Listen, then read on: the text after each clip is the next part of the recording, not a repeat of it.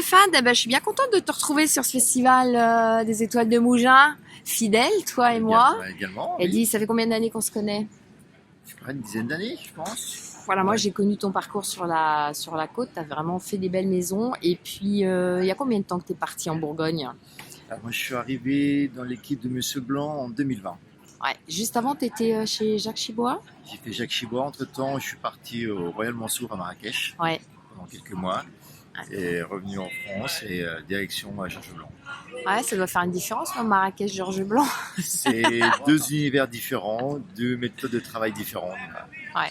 Donc là, c'est quand même, toi, tu as donc toujours été dans des maisons étoilées et 3 étoiles Michelin, ça doit être vraiment autre chose, non? C'est une autre approche des desserts assiettes. C'est vraiment. D'accord. On est là plus pour apporter une nouveauté au client.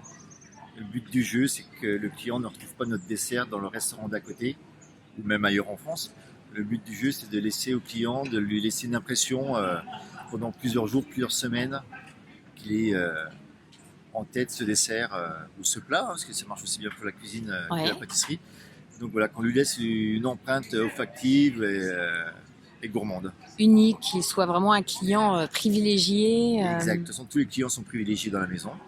Voilà, donc Voilà, ça c'est dit. ça c'est voilà, il n'y a pas de petits, de grands clients de VIP, non, non, c'est tout le monde est au même niveau de service et de qualité dans l'assiette. Ouais. Et qu'est-ce qui a changé en fait au fil de ton parcours? Parce que voilà, déjà toi, tu as changé dans tes parcours, dans tes maisons. Après, au niveau des produits aussi.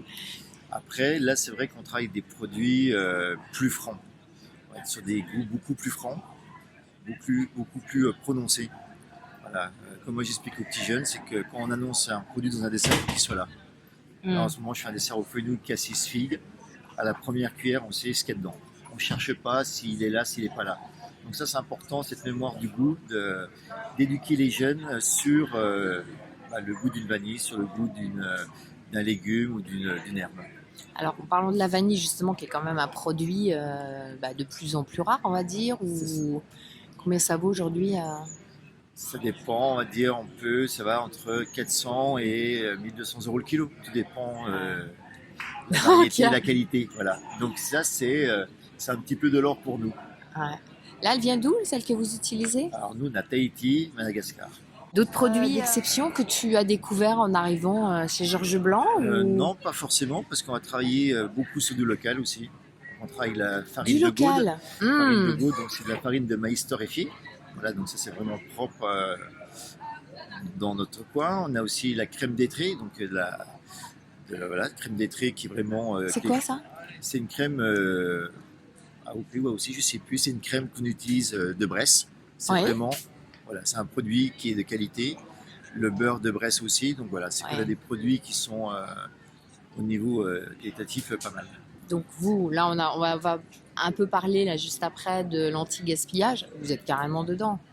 Avec des produits d'exception, de toute façon, on ne peut pas se permettre. Depuis des années et des années, ça. Oui. C'est pas nouveau, sauf qu'on on le met plus en valeur. Mais après, toute entreprise reste une entreprise, donc le gâchis, je préfère le mettre dans l'assiette que de le jeter à la poubelle. Donc voilà. Donc on fait attention aux produits, on valorise les déchets aussi. Oui. Par exemple, les chutes d'ananas, on va les garder pour faire un jus de fruits ou une pâte de fruits, voilà. Mais voilà, on jette le minimum possible. D'accord. Et le reste part au compost. Comme ça, la boucle est bouclée. Tout à l'heure, tu étais sur le jury pâtisserie du concours. Est-ce que tu vois une évolution de la pâtisserie? Est-ce que ça se voit à travers les concours? Comment les jeunes générations, elles s'approprient le message? Alors là, on est déjà sur une esthétique qui a évolué. De toute façon, on voit bien au fil des ans. Voilà, sur les créations. Après, il faut faire attention de ne pas non plus tomber dans le cliché d'avoir une assiette qui est instagrammable. Ouais. Voilà, parce que des fois, on a des belles assiettes et gustativement, il ne se passe rien. Donc, il faut faire attention. Ça, c'est le petit message qu'on donne aux jeunes, c'est que voilà, l'assiette, il faut qu'elle soit belle, mais avant tout, il faut qu'il y ait une histoire à raconter. Il faut le produit qui est annoncé dedans soit là sans devoir se triturer le cerveau pour dire c'est ça ou c'est pas ça. Donc voilà, faut que l'assiette soit belle, parce que c'est la première impression qu'on va avoir, mais c'est pas la plus importante. Transparence, émotion du goût. Voilà, émotion du goût, il faut que ça twiste un petit peu, il faut que c'est du peps. Voilà. Il faut que ça cisaille un petit peu, il faut qu'on parte à gauche, qu'on revienne à droite. Moi, je travaille beaucoup en verticalité dessert, c'est-à-dire que je laisse pas le choix au client, la dégustation. Il est obligé de prendre tout d'un coup. C'est-à-dire qu'il aura le sorbet, il va avoir le coulis, il va avoir les différentes textures. Si on commence à s'éparpiller dans l'assiette, si je fais quelque chose d'amer ou d'acide qui goûte en premier cette préparation, je flingue le palais et ensuite, derrière, il ne se passe plus rien. Donc là, inconsciemment, on guide le client sur la dégustation. Voilà.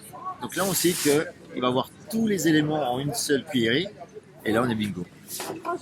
Bingo. Il faut venir chez toi. Alors, redis-nous un peu ton adresse. Donc nous, c'est Place du Marché à Bonnat, dans l'Ain. Voilà, nous sommes ouverts du jeudi soir au dimanche soir. D'accord. Écoute, au plaisir d'aller découvrir cuisine et dessert chez toi. Exact. Merci beaucoup.